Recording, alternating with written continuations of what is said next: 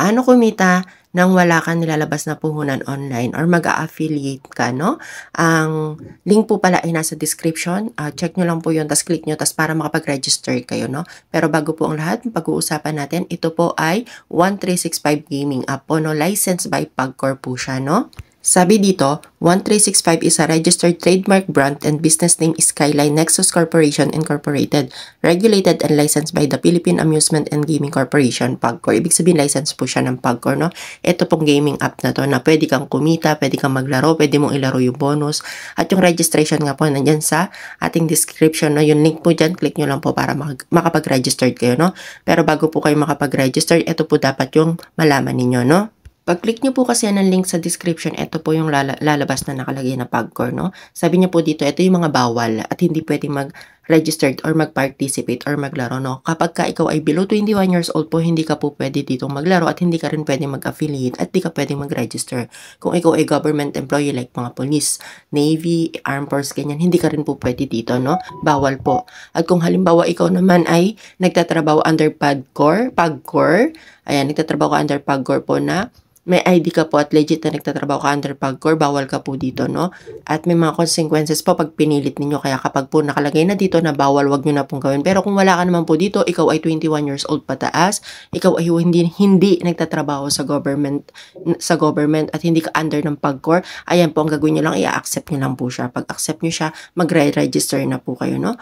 Ayun, so kung yung registration po, hindi nyo pa alam kung paano, meron po tayong tutorial kung paano mag-register dito, no? Pagkatapos dito naman po, so kapag nakapag-register na kayo, ganyan na po yung magiging itsura ng inyong home. So pagbukas nyo ng inyong app, yung inyong 1365 app ay magiging ganito na siya. So dito makita mo sa taas, nakalagay dyan yung bonus at saka yung deposit. Yung bonus po pwede nyo laruin pero limited lang siya dito sa may nakalagay na bonus na to. At ayun, kung deposit naman, marami kayong pwedeng paglaruan dito, mga legit na scatter, color game, ayan, kung ano-ano pa, no, yung mga bingo, ayan. So marami po kayong pwedeng paglaruan. So ang pagtatry natin ngayon is, ayan, no, yung marami din tong game provider po. Katulad nito, ang game provider nito is si PG, yung Fortune Tiger. So yan po yung lalaruin natin ngayon. I-open natin siya. So, ganyan lang po siya, no? Ganyan kadali. Ayan, maraming scatter game dyan, color game, bingo game. So, yun, no? So, may tutorial din po tayo dyan kung paano mag-deposit at paano mag-withdraw ng pera, paano mag-convert ng cash, ng bonus into cash.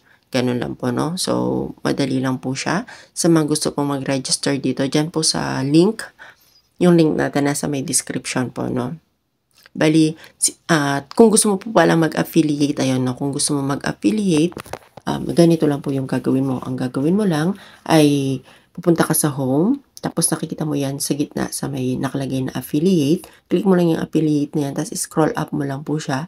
Pag na-scroll up mo siya, makikita mo yung share referral link with your friends. As yan, no? May copy na nakalagay sa kanan. Pindutin mo lang po yung copy, then i-paste mo na po siya sa Messenger, sa any app po na meron ka, any platform na meron ka, pwede mo na siyang i-share at every time na maglalaro yung pinag-sharean mo, ikaw po ay magkakaroon ng small commission. Ganun po siya, no?